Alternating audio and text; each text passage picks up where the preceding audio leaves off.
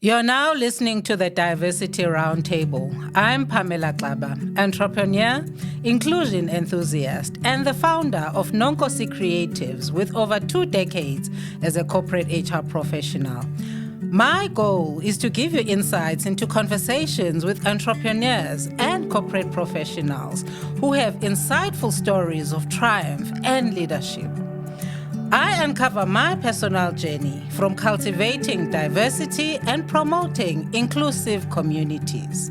We'll also find out why building a prosperous society is vital for leadership roles. Subscribe and get ready to rise, lead, and help define the spirit of South African excellence.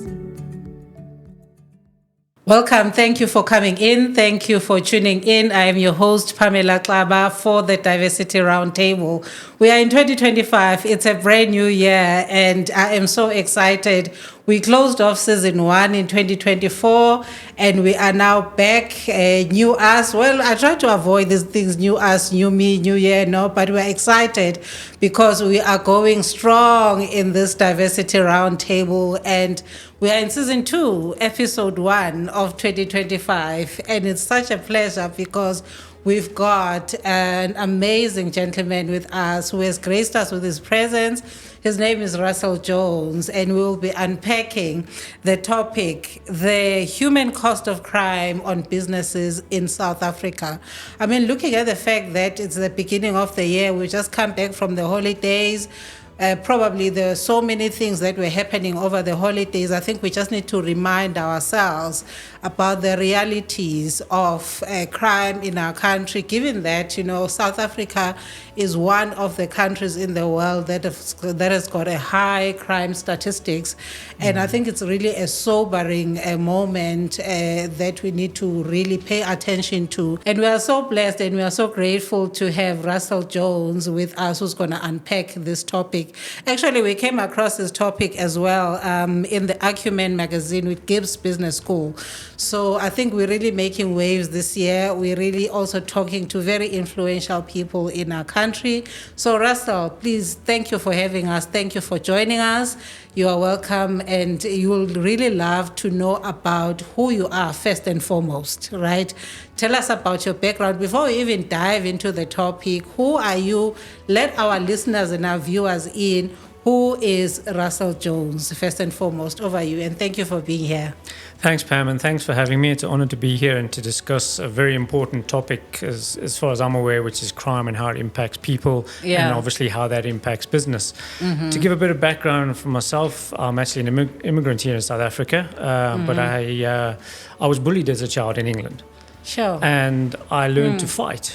And I found that bullies don't like it when you fight back and beat them. So that became something which became a deterrent. And that sort of was how I got into looking at, in the military, my idea going into the military was to be able to protect people, to protect people who are innocent. And that is primarily what I've done my whole life. From the military, I got injured. I was in the UK Special Operations Commandos, but I got a sports injury, and that ended my military career. And so then I went into executive protection, where I could still use the skill set that I had as a Special Operations Commando, and I could transfer that into the commercial space.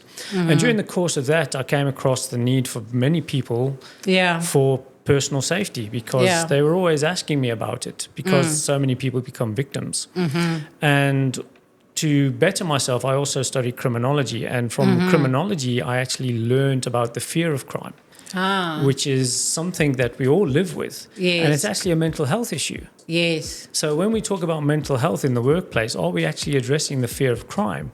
And when I looked into this, it seems that it's not really an issue that's being addressed, because when I looked at the research that came out from Professor Jansen, who's at the London School of Economics, he says the vulnerability to the fear of crime was the likelihood of the event, the control of the event, and the consequence of the event. Yeah. And then I recognized that's exactly what I did in executive protection. So if you don't have the ability to take the executive protection capabilities and simplify that and put it into your workspace, then you're not going to have the ability to actually prevent the fear of crime and the mental health impact of that. And luckily enough, that also the same system prevents crime victimization, which also has a human cost to business. It's not just about whether or not physical assets get stolen, but if we look at what crime impact has on a person, we know it has a significant impact from a trauma perspective. Yeah. But when you look at, I always say that proactiveness is risk mitigation, whereas reactive is damage limitation. And nobody was really doing any proactive things for crime prevention in the workplace for their workforce. And that's predominantly where the human cost comes from. It's not the actual physical cost, it's the actual human cost from the mental health issue and then the crime victimization, and that translates into absenteeism, presenteeism in the workplace, which has a cost to business, which most businesses are totally unaware about. Sure.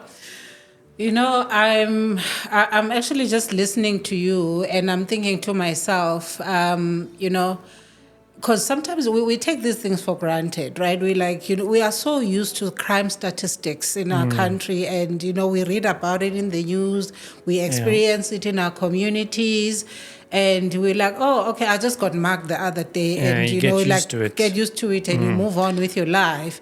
But I think I would really like you to unpack the topic in its detail in terms of the human cost of crime in businesses in South Africa, right? Yeah. You know, so what is really the practical and the simplest understanding of what this topic, because it's quite broad, right? And what does it really mean? And what actually even prompted you to write an article on this topic, and what were you hoping to achieve, and what level of awareness were you trying to bring to the surface? Because like I said, we take certain things for granted because we are so used to these statistics, right? Yeah, that's right. Yeah. We actually become numb to it. But what we don't realize, it does have a mental health impact on us. Yeah. Because you're always, for example, if you're going to get into a taxi, then there's always a sense of fear. If you get into a taxi and there's a couple of guys, especially as ladies now, and obviously ladies is a major concern with the GBV aspect of it in our country, the highest rape statistics in the world. So we know that there's the significant issues. So that fear of crime actually has a mental health impact, which is not being addressed through the traditional business EAPs, because that deals with trauma, which is a post-event. So that is the damage limitation, and it's vital. It's vital that you get help if you are attacked or traumatized, because you need to minimize that mental impact, because that obviously does have an impact on performance in the business. But the fact that we go around with this level of fear of crime has a mental impact, because the research shows that you almost double the risk of depression and 1.5 times risk of other common mental disorders such as anxiety. So being in this heightened state of anxiousness is not good for us. We know that. And one of the risk factors for that is obviously crime. And in that space, it's not being addressed by any program in a workplace environment. They have the trauma counseling, which is a post-event. But as I said before, to be proactive, you look at trying to deal with the vulnerability, the fear of crime, and you want to prevent the crime victimization. Because on crime victimization itself, it has an impact on the productivity in the workplace. And the study from the UK, where the violent crime isn't as bad, because fear of crime and crime victimization is universal. But for example, just something as simple as a pickpocketing causes in the UK environment, where they don't have ID cards and all that they have to replace, there's a loss of productivity of just 7 hours for that alone, just from a pickpocketing. So now if you put that in a South African context, you now have to go to Home Affairs. So you're out of the office for how many hours to get your ID document replaced, plus the 7 hours of the normal stuff that they would have had in the UK. Then if you look at things like a robbery, is 50 hours. And then if there's injury involved with the robbery, that goes up to 162 hours loss of productivity because of that mental health impact. So if you can prevent crime and the fear of crime, then you are impacting positively on the mental health of your workforce, and also then minimizing the risk that you're going to lose productivity from that workforce by dealing with crime victimization prevention. And what led me to this was, in my criminology studies, we studied the fear of crime. And my studies were through Oxbridge, which is a UK-based one. So seeing that the concept was relevant in criminology for a UK school, I thought, well, let me look at it in a South African context where we know the crime is far more severe and far more violent. Yes. And to show in 3 crimes that I looked at in the course of that, to show what is reported versus what is actually experienced. Yeah. So what we have to do for that, as a criminologist, you look at the reported crimes, but that's not a true picture. So for three crimes that are reported to SAPS, and then is also identified in the Victims of Crime survey, which is conducted by Stats SA, it was home robbery, home burglary, and hijacking. And in those statistics, when you compare the two, then the reported crimes only equate to just over 10% of all the crimes that people experience. So that's almost a 90% underreporting of extremely violent crimes. So then you realize the scale of the problem. Yeah. Now, if you take then that 90-fold increase of that 90% increase of crime. So if you have people that you hear might be victimized in your workplace, there could be, for everyone, there could be 9 more people that actually haven't spoken out. So the impact of those crimes, depending on what the crime is, even just a simple home burglary will from the UK study, is 28 hours loss of productivity because the person is now worried, their space is being intruded on.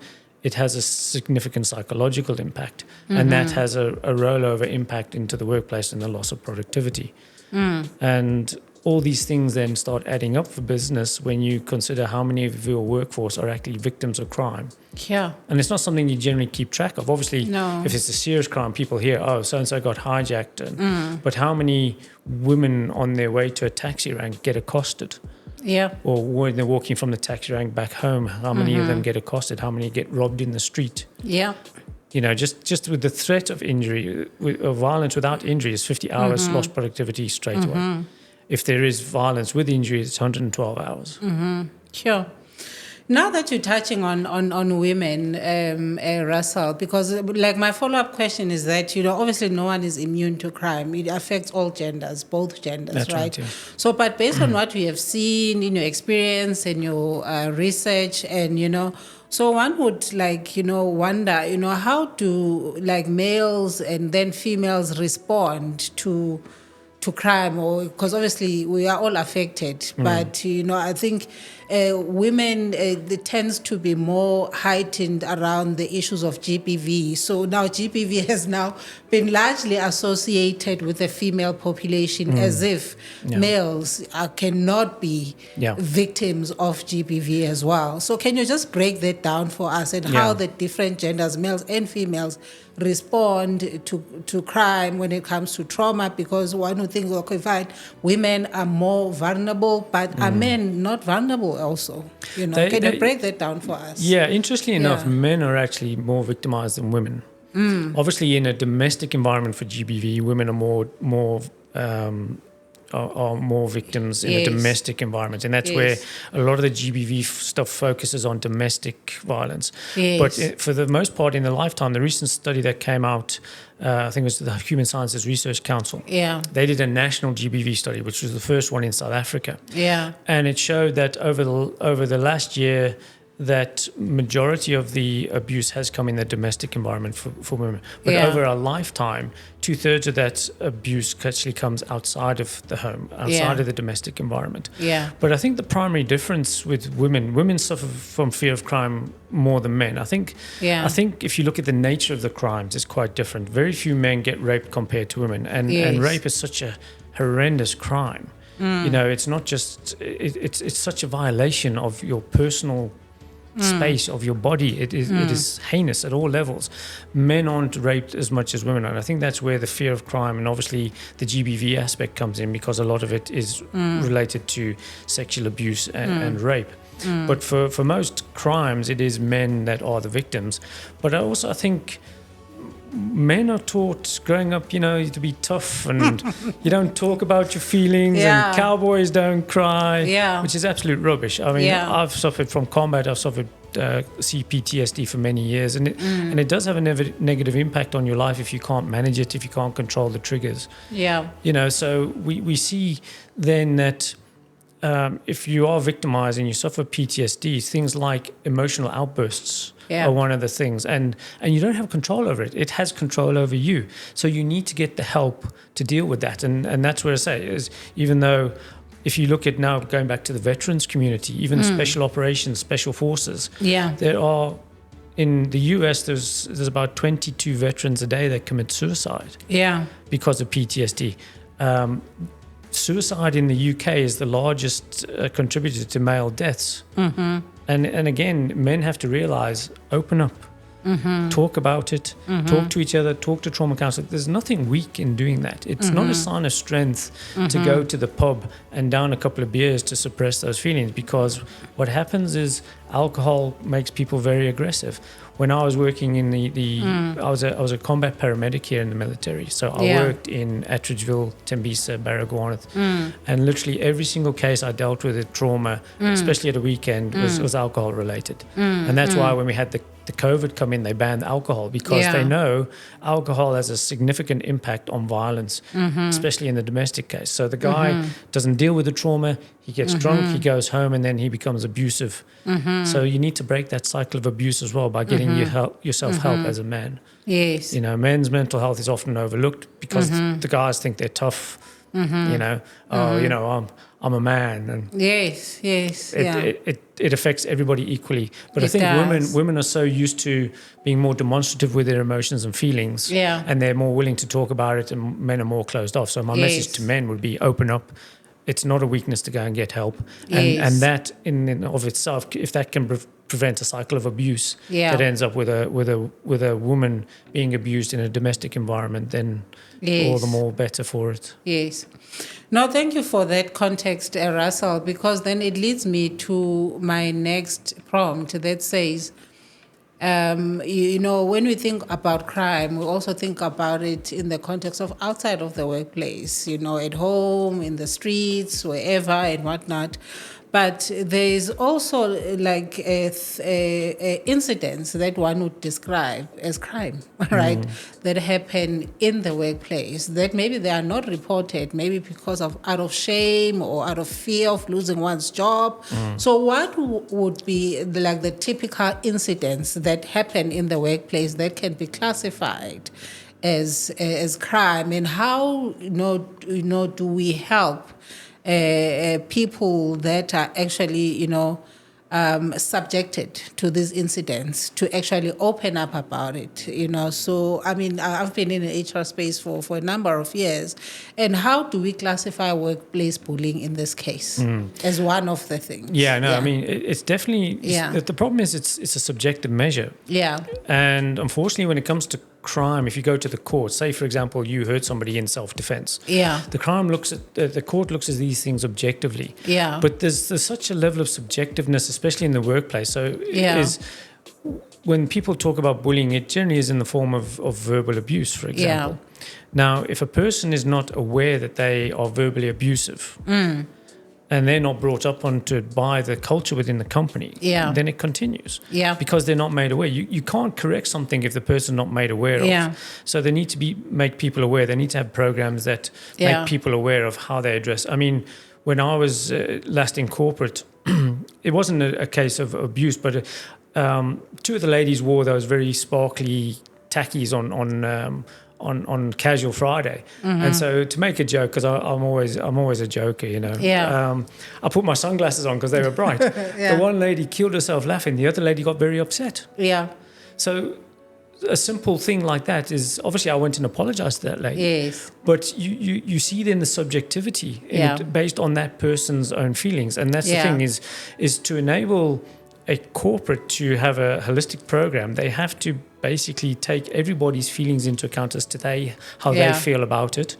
Also get the people who said something might have been innocent but wasn't taken that way. They need to be conscious and mindful of how they say things and what they say.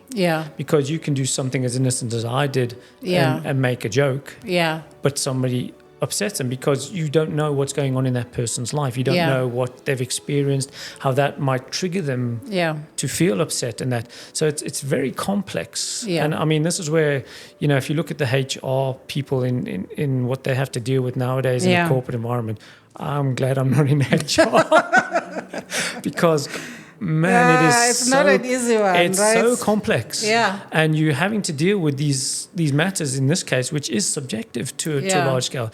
But you have to create the culture. You have to create that psychological safety. I mean, that's one thing, with coming from a special operations background, it's quite interesting that the psychological safety that you have there. And it's been highlighted in a couple of the programs that I've seen, like the SEALs and all that, where you'll have guys being able to have their input to higher ranks. Yeah. And that, I can give you an example where one of my colleagues, he was 12 levels of rank below the top guy. And the top guy listened to him and took his tactical advice for an objective attack. Now, in the corporate world, that's like the CEO listening to the man who's sweeping the floors. It wouldn't happen.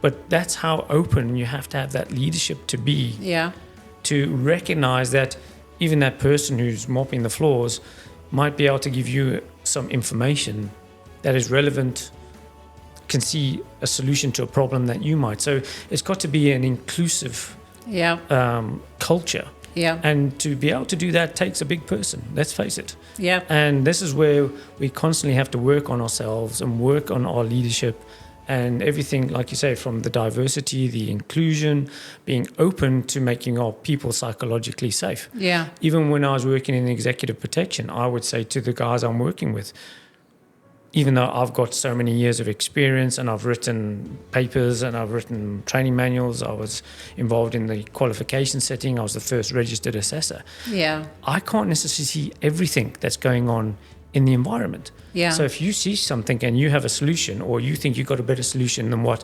I'm offering, then let me know about it, because at the end of the day, you want the best solution to the problem. Yep. And that goes across any business. Yes. So always be open to hearing and having those inputs and create the environment where people are psychologically safe to be able to do that. And that is obviously something, that psychological safety then makes everybody safer in the workplace. Yes. Because you don't want to have people fearful of talking out, whether it's abuse or whether it's any ideas, because they don't feel psychologically safe in the workplace. And again, something like 360-degree interviews and feedback loops, so that you get everybody's perspective. Yeah. Because you might see a manager that, wow, he's really good and he's running his team well and is producing the numbers. You only see it from your lens. But you're seeing through the lens of the numbers. Yeah. Interestingly, when my partner did her MBA, and there was a case study about Bausch & Lomb where the CEO wanted the numbers. And so these guys started forward selling on the prerequisite. If their traders didn't sell the items, then they would purchase them back. So they got their numbers for the end of the year, and then 6 months into the next year, they had to buy all that stock back, and it crashed. So you've got to look at many, many different things and not through a single lens. And you can only do that if you have everybody's input. And for bullying especially, because it is so subjective. Yeah. Yeah. No, thank you for unpacking that for us, because, I think some of us live on LinkedIn, let me call it that way, as entrepreneurs, so we consume a lot of information off of LinkedIn. We read people's posts, we read all sorts of things that are posted there, and, and it has just really prompted me is that, yes, we've got legislation that covers these things, anti-harassment and all of that, but people are not aware, right? And even sometimes, even the HR people themselves become victims of abuse in the workplace and whatnot. So where do you go, right? But anyway, let's close that chapter, because I think you have really unpacked it really well. But let's come back to, South Africa being one of the most unequal societies in the world, right? And, so what is the connection, between that inequality in South Africa and crime, right? and just give us your view and your perspective, what you've seen in your experience, and what you think can be done in the space. You know, so we've got corporates, we've got the government, we've got all sorts of stakeholders and role players in this space. Yeah. But just really the connection between us being an unequal society and crime. Yeah. Right. Well, an interesting story I had many years ago. There's a charity called World Vision. I don't know if you're aware of them. They're a Christian charity. They used to have a loaf with a fish. We called it the Love Loaf. And in our house, if we swore, we had to put money in the Love Loaf. What are they called? It's World Vision. World Vision. World Vision. Okay. I think it's a US-based Christian charity. Yeah. And I did a talk for them 20-odd years ago. Yeah. And there was a reporter from one of the Japanese papers, and he had a youngster from Soweto who was his sort of apprentice and helper. And I was chatting to this youngster, and he was saying to me, even back then, that if he hadn't got the job, he was considering turning to crime. Sure. Because how else could he make a living? And interestingly enough, during the course of my research, came across an article by Harrison Vermark in the Journal of Management, Economic Management Sciences in 2015. Yeah. And they found that for every 1% increase in the Gini coefficient, murder increases in South Africa by 2.3 to 2.5%. So can you just pause there, just for our listeners and our viewers? We have to explain certain concepts and simplify them. So what is the Gini coefficient? Can you just explain that? The Gini coefficient is the measurement of that inequality. Oh, okay. That economic inequality is known as the Gini coefficient. That's what they measure it by. Okay. So if we have a 1% change in that Gini coefficient, then the murder rate increases by 2.3 to 2.5%. And property crime increases as well, but they didn't quantify it. They couldn't quantify it, but there is an increase in property crime as well. Yeah. So there is a direct correlation between inequality and crime. Okay. And that is researched, and that was by Harrison Vermark in 2015. And so you have the situation then is, how do we then undo inequality? Now, obviously, we've got a lot of programs in this country, the BEE programs, et cetera, which are all vital to, if they're done correctly. Undo that inequality. But for that to work, government can't. The government doesn't necessarily create jobs. They create jobs, but they don't create an end product that increases in economic value. So we need to grow the economy. So the government and all the role players involved need to come around and get to ways that increase our economy. Because increasing the economy will increase jobs. More jobs, then the Gini coefficient reduces. And it's that knock-on domino effect. And we don't have a choice but to grow our economy. That is the only way out of it, because, there's no ways around it. Because if people can't get jobs, the easy way for them to make money is crime. Not everybody involved in crime is there because of economic factors. Some of them it's a choice. But for the most part, the research does suggest that the more unequal the society, the more crime that you're going to have. And if you look at that throughout any developing world economy, you'll see high volumes of crime. Brazil, India, it's all the same. There is high levels of crime because of inequality. And the only way to get people out of poverty is by creating jobs, by having people educated to be able to fill those jobs. And as much as she was slated for it, Helen Zille mentioned Singapore. And the reason probably why she mentioned Singapore, I don't think she explained it well enough. What Singapore did when they got their independence from Britain, the government there made sure that everybody got well educated. They insisted everybody take maths and science and had to pass it. Now, it took a couple of generations, but if you consider what is Singapore's resource, it's their human resource. They don't have any other resources really for their economy. But people go there, establish their offices because of the human capital that exists in Singapore through the education. And it's that type of commitment that we need to see from governments to enable the upliftment of our communities. Through education first and foremost. But then also there's got to be the job opportunities. We've got unemployed doctors sat at home. We've got unemployed professionals sat at home.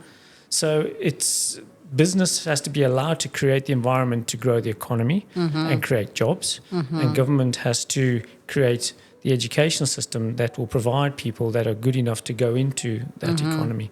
So you can't have one without the other. And it's a difficult thing. I mean, it is difficult. And again, obviously, where crime has an impact in the government space, as we all know, is the corruption. Yeah.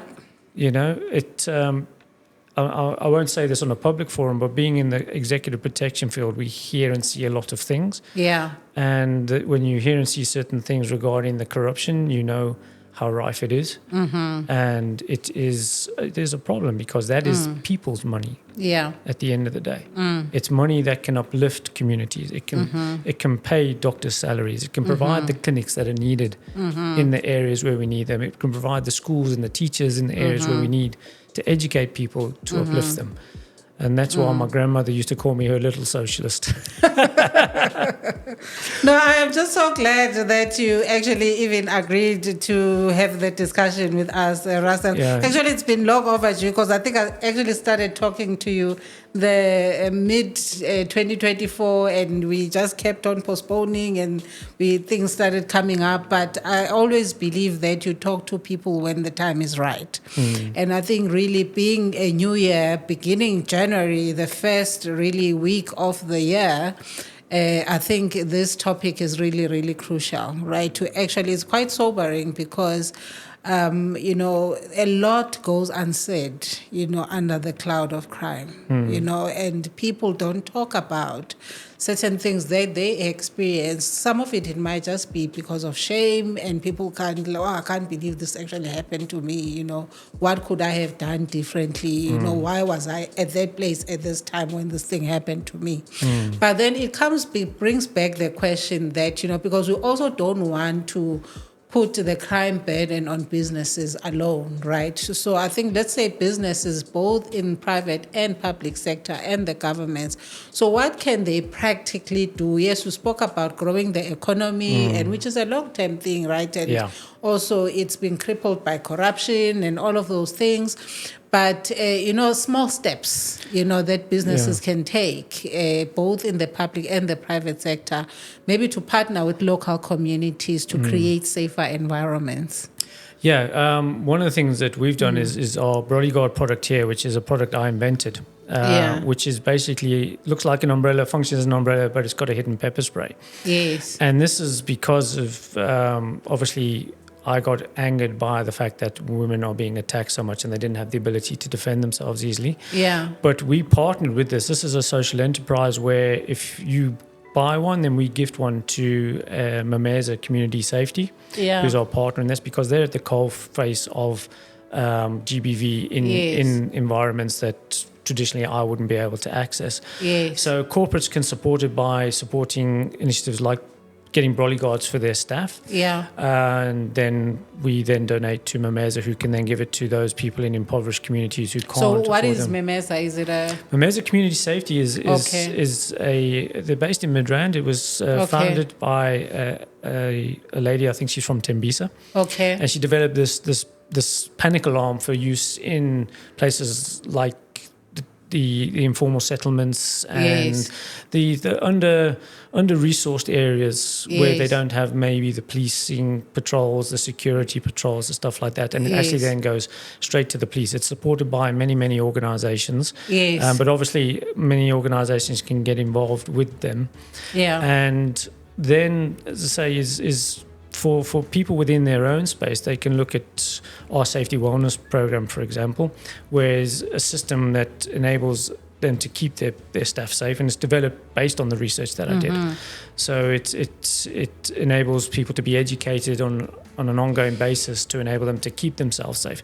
And as you said about the victim, a lot of victims feel guilt, and there's no reason why you should feel guilty. I mean, as a government-trained operative, I have seen criminals do things that I was taught as a government-trained operative because they've evolved their skill set that way. And that is quite scary, that they have evolved their skill set to something that a government spy would be trained in. Yeah. Okay, so don't feel guilty. They are professionals, a lot of them. Yeah. They have evolved their skill set and they're very, very good at it. So never feel guilty about becoming a victim of crime because they are very good.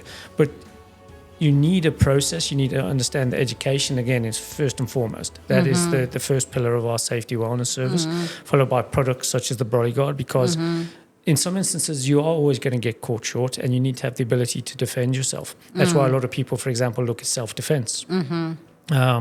My issue with self-defense is you don't want to use yourself as a weapon unless it's a last resort, because there's no guarantee of a successful outcome. And one of the reasons why I advocate pepper spray in the brolly guard, and if people want to carry it, is it's very good at incapacitating people. So it gives you the time to be able to get away and defend yourself. And you can also use it on multiple attackers, because generally you're not necessarily going to be attacked by one person. I even had an MMA guy who's actually one of the coaches of one of the guys in the EFC at one point. Yeah. He came to me once and said, what could I have done? And these guys came up to me, there was 3 of them, and they pulled knives. Yeah. Even with all his MMA experience, there's safety first. Exactly. So the fact that you walk away with your life, that's a win in some cases. Yes. But you have to identify that, if you want to not have any issues, you want to have the avoidance. And the only way you can do that is educate yourself on how to avoid that. Because for the most part, most criminals are identifiable if you know what you're looking for. So you need to educate yourself. And that's what we do. We educate people on how to not necessarily observe, because observing is only one aspect of being aware. Because if I say to you, okay, you've got to be observant, but what have you got to be observant for? So there's certain things we call threat indicators, which then tell you what to look for. And then the last part of it forms part of the criminological aspect, because in criminology, the routine activity theory talks about what needs to be present for a crime to occur. So the first is your offender, the capable offender. Then there is the suitable target, which is you. And then there's the absence of the capable guardian, which we know at the SAPS is no longer a capable guardian for society in South Africa. They've admitted that themselves. So that leaves us at a bit of a problem. So we need to rely on ourselves primarily to be our own guardian. So in the motivated offender, there's 2 things that a motivated offender has. He has a criminal ability, and there's nothing we can do about that. And then he has the criminal intent. Now we can detect intent, and that's what we teach people to do as well. So if you are observant, so I look at someone, I think, I'm not too happy about this person for whatever reason, even if it's your sixth sense. Never ignore your sixth sense, especially the ladies out there. You ladies have a great sixth sense. Sure we do. Yeah. Listen to your sixth sense, and guys as well, but more with the ladies. The ladies, you ladies are far more in tune to things than us blokes are. We're more interested in the bride, the beer, and the rugby, right? Yeah. But ladies, do not ignore your sixth sense. And then you look for certain indicators, the threat indicators, and then you look at detecting the intent. And then you enable yourself then to be able to take an action, which is either avoid or call for assistance or deal with an attack, which is where then things like the brolly guard come in. And these all need to be done at as much a distance as possible, because time is critical in these things. You hear many stories of people might be carrying weapons such as guns or others, and they can't get to it in time to defend themselves because time is critical, because these criminals close to you very quickly, but you need to identify them as far away as possible from you to give you the time to take the necessary action. And that way, if it's avoidance, then you become proactive and you avoid the situation. And like Jackie Chan said, Jackie Chan is not just an actor, he's actually a kung fu expert. And he says the best fights are the ones we avoid. And like I say, from someone who's been trained in combatives and martial arts, I don't want to get in fights, even as a professional. I don't want to have to fight somebody. I want to steer clear. Yes. Because that way I'm guaranteed of a better outcome for myself. Yeah. So that's why safety wellness is designed to do that. And in the process, it deals with the fear of crime, the vulnerability to the fear of crime. Because we do risk assessments, personal risk assessments, home risk assessments for people to do themselves. So that deals with the likelihood. And obviously, universally, there's always a likelihood in the South African context. And then the control, we enable you by being proactive and identifying certain things to then maintain control of the situation. And on the consequence side, then if you aren't successful in avoiding, then we have the tools such as the brolly guard to deal with an attack, or we have partnered with someone that has a safety app to then you can then call a capable guardian. But you have to understand with any response like that, it takes time. Yeah. And that's the thing not is, like a yeah, magic wand. it's thing. not. There's a time element, and as I've mentioned previously, Yeah. time is critical when it comes to personal safety. Yeah. So you have to rely on yourself, but also it ties into other wellness areas as well, because being aware, you need to be mindful. Yeah.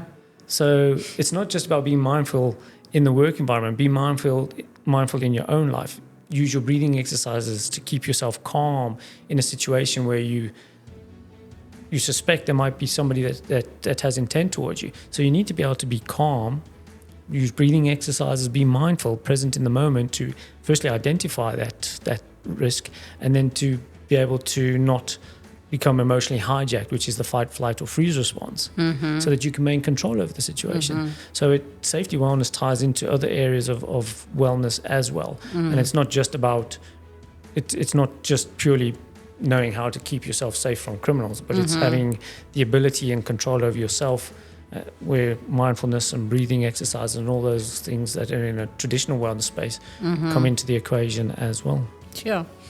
So you've got a safety wellness program, right? Yeah. Can you talk to us about that? What does it entail?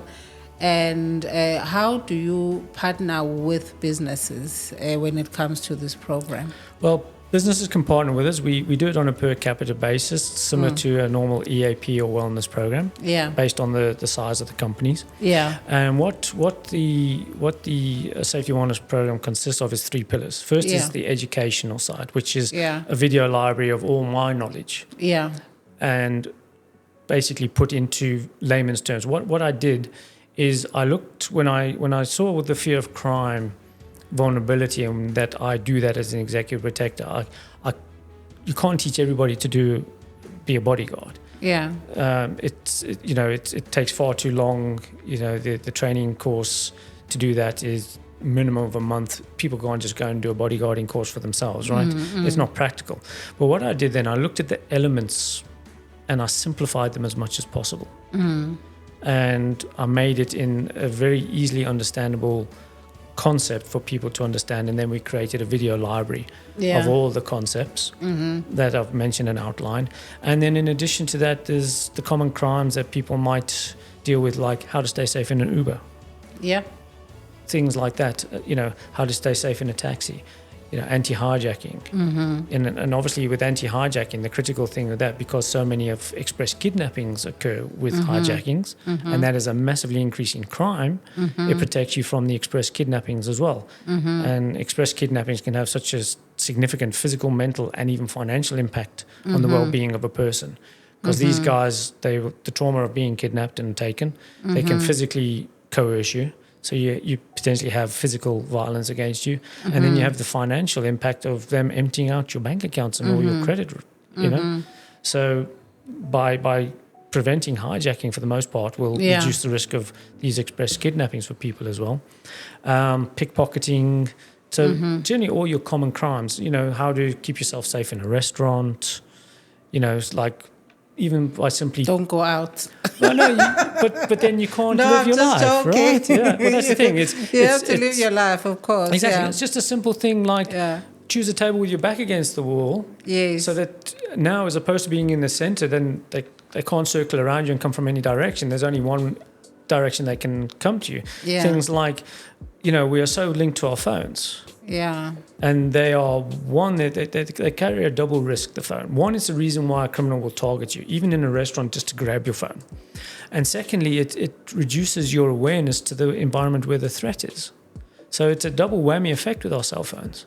But you sit in a restaurant and look at how many people are not on their phones. Literally everyone, you look around and everyone will be on the phone, or they put it down, it's on the table. Yeah. And then there goes your phone. And let's face it, I know if my phone had to go, I can't remember all the contact phone numbers and names. Yes, it's like your life becomes a mess, right? So then you're like, I hope it's backed up to the cloud. Yes, exactly. And not all of us do that, right? Yeah. So I think, what are some of the incidents, not maybe necessarily in the workplace, just in your experience and the environments where you found yourself in, that have really shocked you and you were like, okay, you know what, this is like really getting out of hand? Because I'm sure you've got stories to tell and, experience and whatnot, or even some of the statistics or in your research, some of the things that you have come across and that, actually made you sit up and say, actually, you know what, I either need to write an article or I need to create more awareness. And, like I said, we take certain things for granted, but there are those stories that you like, when you hear of the story and you like, really, you can't believe that another human being did this to someone else. Yeah, for me, it's every story that comes out. Every child that gets shot, killed on the Cape Flats, every child that gets raped and abducted. Yeah. I even went down to Cape Town and spoke to a psychologist because I talked about pepper spray. I developed, the bodyguard's the first product of many I'm developing that have pepper spray. And I was trying to figure a way of being able to create a child's toy for the little kids to have so they don't get abducted. There was a story at Kimberley where a guy who was a known paedophile got released from jail and he coaxed the 6 and 8-year-old girls into his shack with sweets and raped them.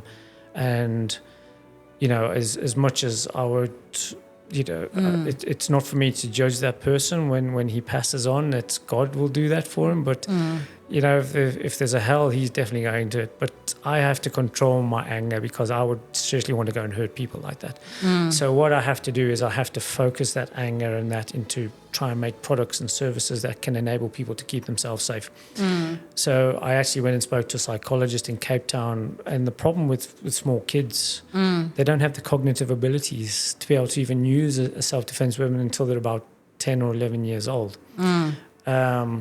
which was I was pretty gutted about that because then we need to change society. And that's a generational thing. It takes a long time. But literally every single story that I read, I sometimes have to stop myself from reading these stories because it becomes too upsetting and too distressing. But so there's not one. It's every single one. And if there's something that I read about a certain tactic, and I look at saying, okay, will my system work for that? And that's the thing is the system that we've developed is not just against any specific crime. It's literally a system you use against all crimes, because it is being proactive and preventative.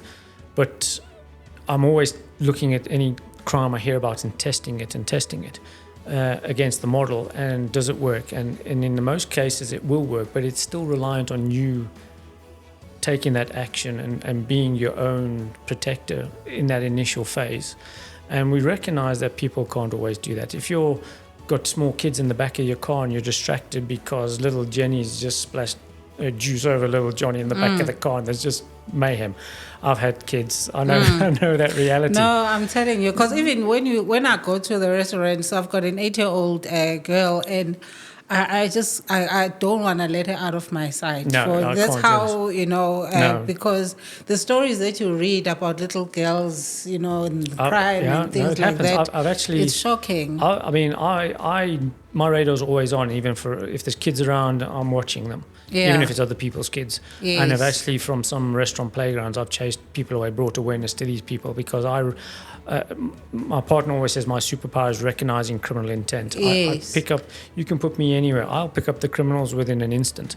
Yeah. Because I know what to look for. Yes. And that's what we want to teach people. There's certain behaviors, and sometimes it can be extremely subtle.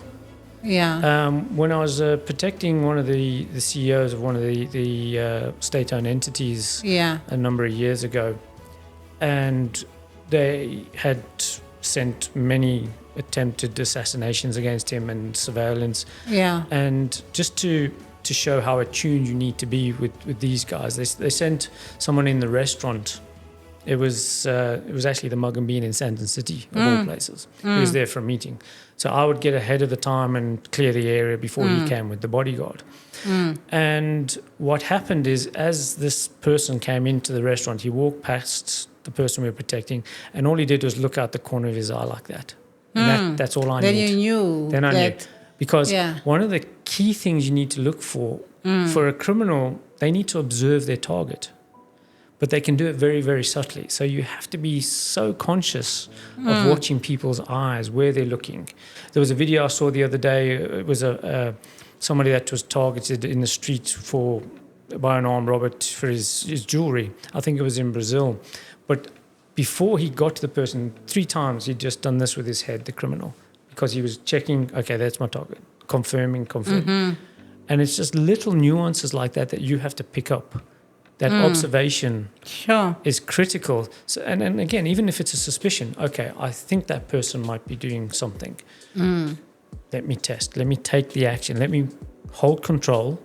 Let me take an action and then test for the intent. Am I the intent of this person? And at the same time, have a weapon ready to protect yourself. And again, this is where the bodyguard is great because it can be in a woman's handbag with the handle sticking out, and it doesn't show any attention, draw any attention to it. But you can literally have a weapon in your hand ready to go without drawing attention to yourself, just in case then you are the person that this person might be targeting. But it is so critical to pick up that initial threat. Yes. And again, that's what I say is I'm constantly testing everything that I've put in place against everything that I see or people's experiences. And for the most part, it will be successful. But to the initial question is every single article that I read about someone being victimized is upsetting to me. And that's why I developed these things. And obviously the research broadened that further because then it brought into context, even though everyone knows about the fear of crime, you don't actually know that it has a mental health impact. And we know how everybody is struggling nowadays with their mental health. So if you can remove one risk factor for the mental health impact, then it's improving your workforce's mental health.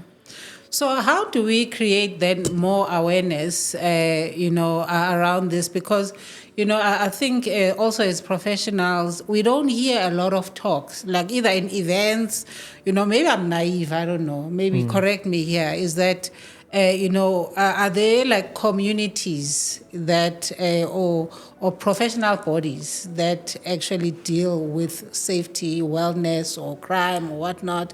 Or how do we actually get more people like you to be visible on certain platforms, where key decision makers, either in private sector, corporate or public sector, and so what can be done, because obviously this is an issue, but I don't think that it's been given the attention that it deserves. Yes, we talk about crime every day, and there's this and that and that.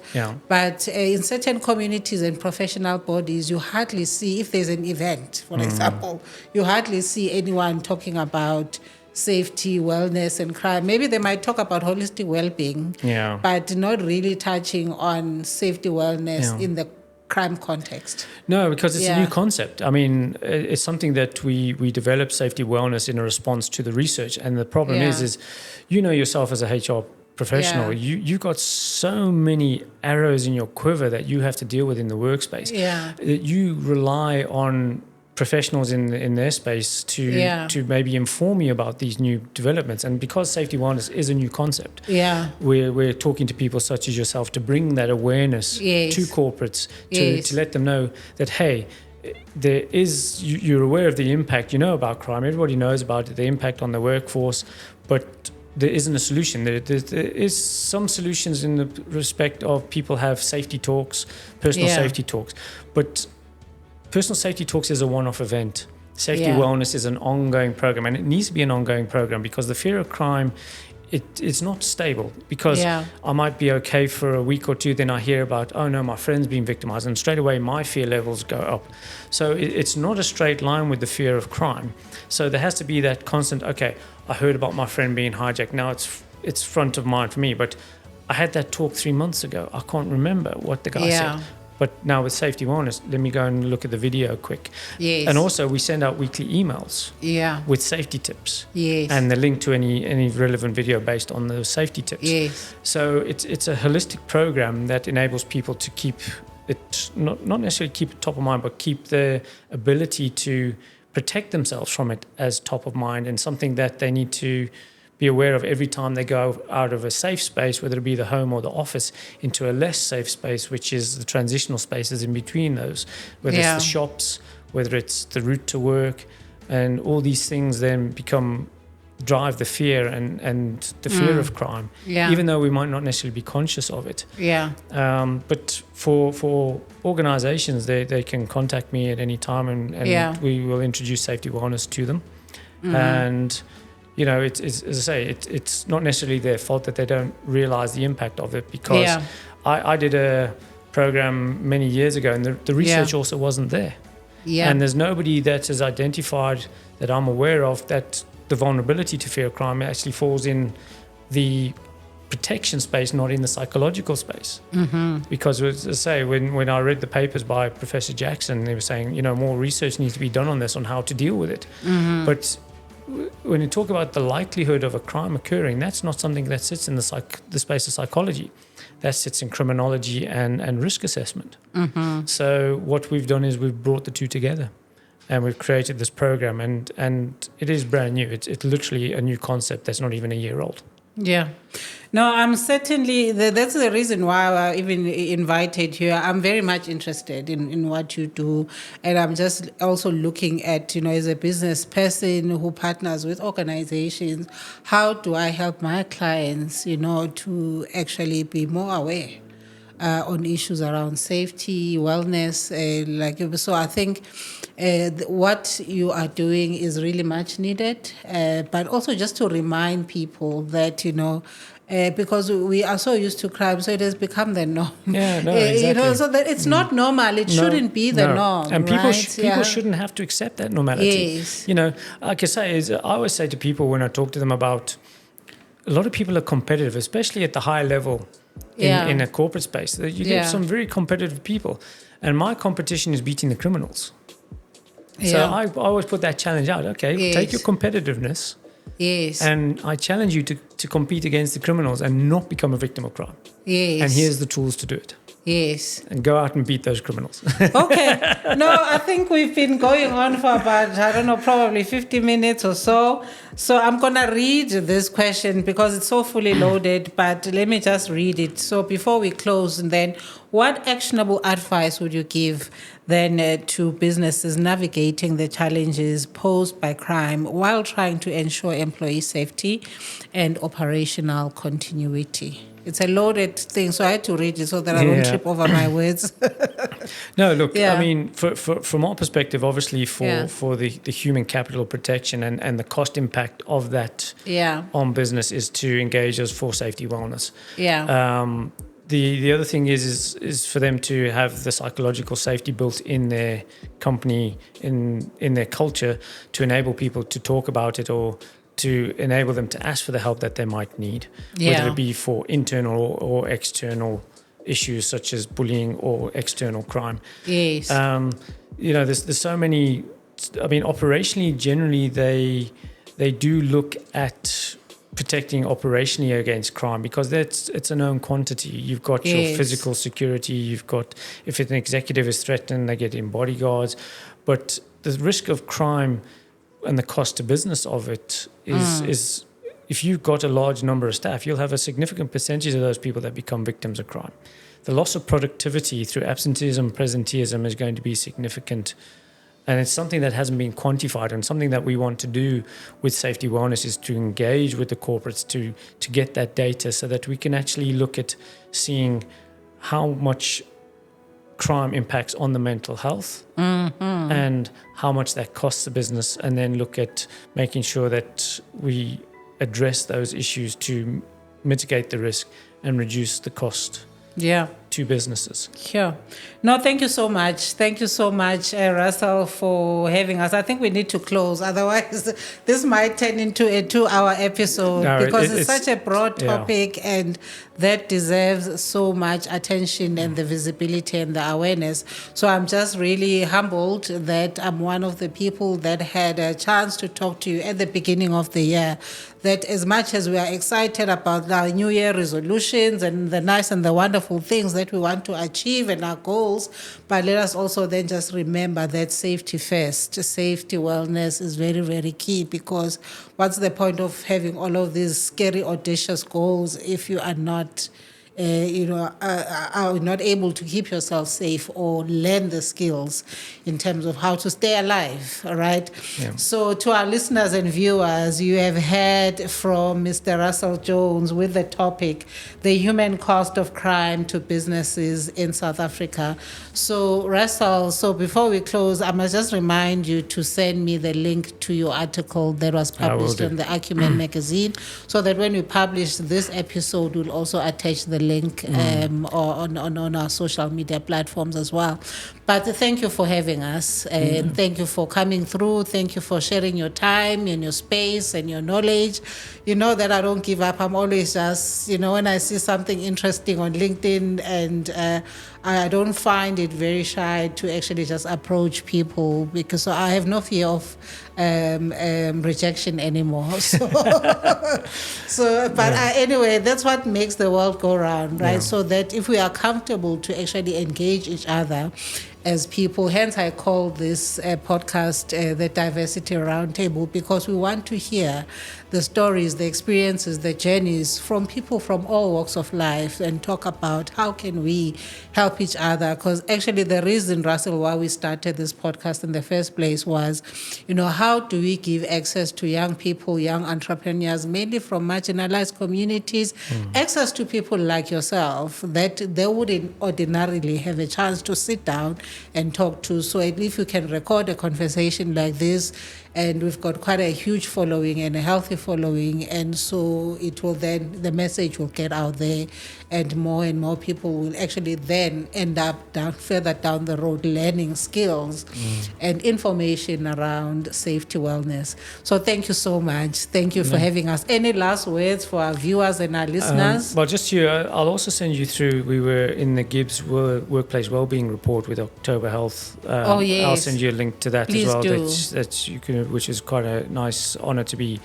included in a GIBS report. Yeah. But I mean, to all the people out there, I'll just say, you can keep yourself a lot safer than you think. Crime doesn't have to be the mountain and the fear that you think it is. It's very simple to actually keep yourself safe. It's just a question of following a simple process, and that process is you've got to detect the threat, you've got to decide on the action you're going to take, and then do it. As simple as that. And my final mission to everyone is please stay safe out there. And if anybody has any questions, please reach out, get in touch. Happy to answer them. Thank you so much. Thank you, Russel. Thanks. To our listeners and viewers, you have been watching or listening Season 2, Episode 1, the first episode of 2025. I am your host, Pamela Xaba, for the Diversity Roundtable, signing out until we talk again on Episode 2 of Season 2 in the next few weeks. Thank you so much.